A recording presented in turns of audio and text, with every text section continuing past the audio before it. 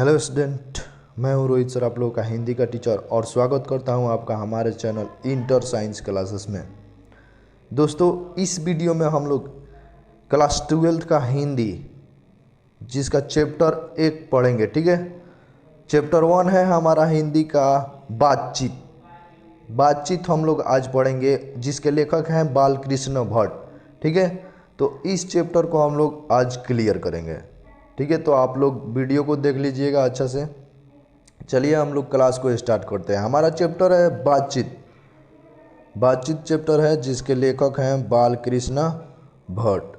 आइए जानते हैं। ठीक है, देखिए यहाँ पे दो लोग हैं, बैठ के बातचीत कर रहे हैं। ठीक है, और चैप्टर का नाम ही है बातचीत। तो इसमें बातचीत के बारे में ही जानना है, मतलब लोगों के बीच में बातचीत कैसे होती है, क्या क्या बातचीत होता है।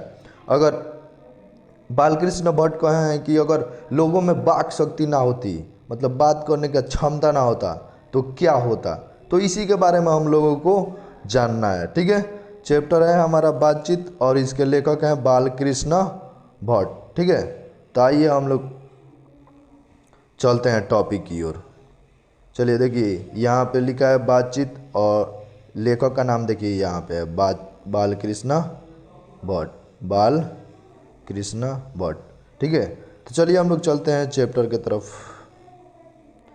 देखिए, सबसे पहले है लेखक परिचय।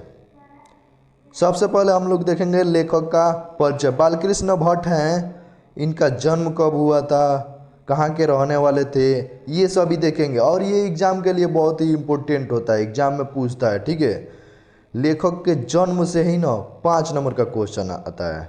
ठीक है, आप लोग का हिंदी में जितना भी चैप्टर है उसके जो लेखक हैं उनके जन्म और निधन से 5 नंबर का क्वेश्चन आता है। ठीक है, तो आप लोग इस पे ध्यान दीजिएगा, 5 नंबर का है। ठीक है, तो चलिए हम लोग देखेंगे बालकृष्ण भट्ट जो इसके लेखक हैं। बालकृष्ण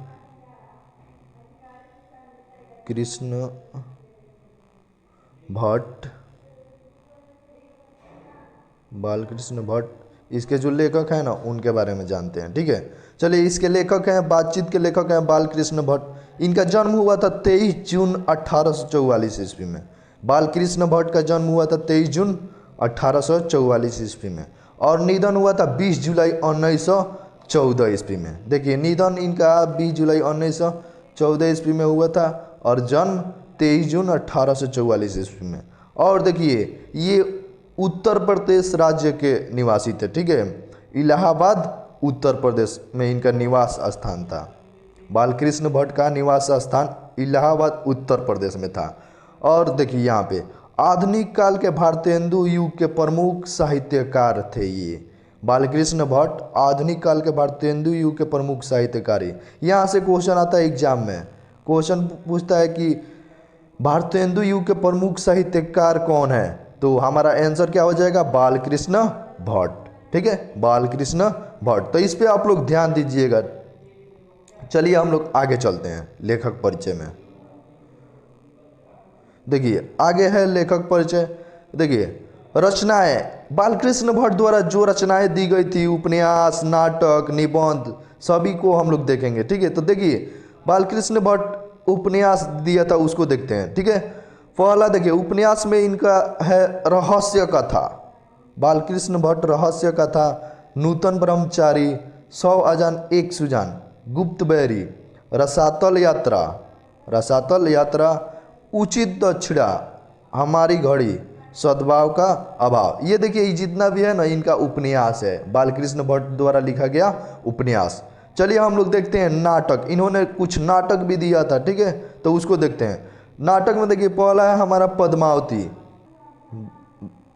बैनी, संहार, शिशुपालन वध, नल दमयंती, शिक्षादान, चंद्रसेन, सीता वनवास, पतित पच्चम, मेघनाथ वध, कट्टर, सुम की एक नकल। देखिए, सुम की एक नकल, बृहन्ला,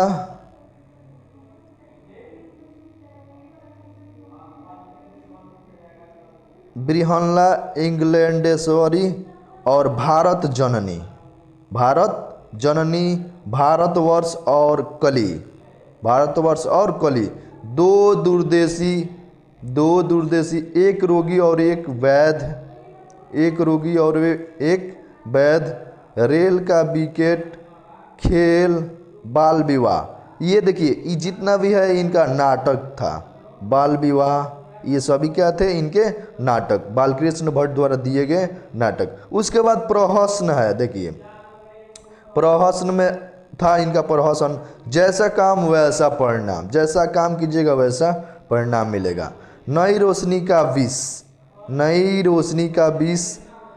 अगला है आचार विडंबना इत्यादि, बहुत सारे इन्होंने प्रहसन भी दिया था। ठीक है, और देखिए निबंध के बारे में, निबंध इन्होंने 1000 से अधिक लिखा था। ठीक है, और वो भट्ट निबंध माला के रूप में प्रकाशित है। ठीक है, उसको निबंध संग्रह कहते हैं। ये भट्ट निबंध वाला है ना, इसमें निबंध को क्या किया गया, संग्रह किया गया। ठीक है, तो 1000 निबंध इन्होंने लिखा था। ठीक है, चलिए हम लोग आगे चलते हैं। तो ये सभी उनकी रचनाएं थी। ठीक है, चलिए आगे, बातचीत निबंध का सारांश। ठीक है, बातचीत निबंध का सारांश हम लोग देखेंगे।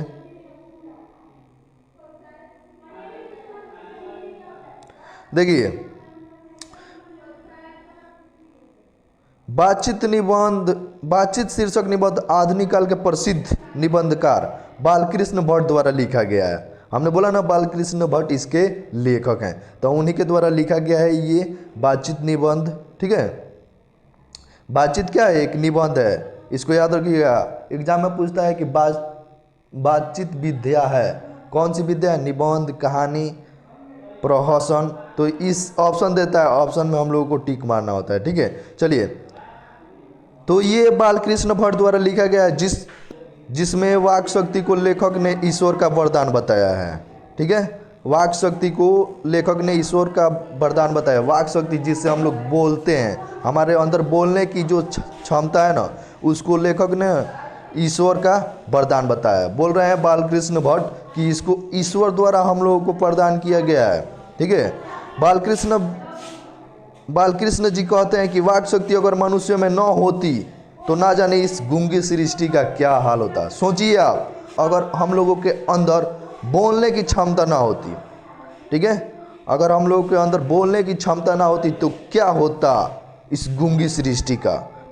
ठीक है, तो हम लोग बोल नहीं पाते, अपना दुख दर्द किसी और से नहीं बोल सकते थे, तो ये से जीना तो बहुत ही कठिन हो जाता। ठीक है, तो वही कह रहे हैं बालकृष्ण भट्ट, अगर हम में वाक शक्ति ना होती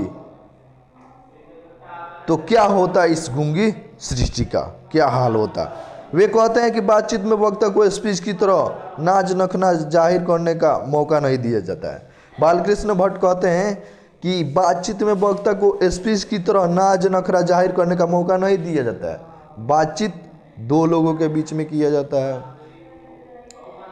3 लोगों के बीच में किया जाता है। ठीक है, स्पीच की तरह थोड़ी है उसमें बोलना होता है। चलिए, तो आगे हम लोग बढ़ते हैं। ये इसका सारांश था बातचीत निबंध का। आगे देखिए, वे कहते हैं कि जैसे आदमी को जिंदगी मजेदार बनाने के लिए खाने पीने, चलने फिरने इत्यादि की जरूरत है, वैसे ही बातचीत भी अति आवश्यक है। बालकृष्ण भट्ट कहते हैं जैसे इंसान को जिंदगी मजेदार बनाने के लिए खाने पीने, चलने फिरने इत्यादि की जरूरत है, वैसे ही बातचीत भी अति आवश्यक है जिंदगी को मजेदार बनाने के लिए। इससे चित्त हल्का और स्वच्छ हो जाता है। ठीक है, अगर हम अपने अंदर कोई बात लेके झेलते रहते हैं तो वो किसी से बोल देते हैं, तो इससे हम लोग क्या हो जाते हैं, स्वच्छ हो जाते हैं, और हमारा माइंड क्या हो जाता है, हल्का हो जाता है, हृदय स्वच्छ हो जाता है। ठीक है, और मवाद जो हृदय में जमा रहता है वो भाप बनकर उड़ जाता है, और मवाद जो हृदय में जमा रहता है वो भाप बन के क्या हो जाता है, निकल जाता है, उड़ जाता है, बातचीत करते हैं तब। बेन जॉनसन कहते हैं कि बोलने से ही मनुष्य का रूप का साक्षात्कार होता है। ठीक है, आगे बढ़ते हैं हम लोग।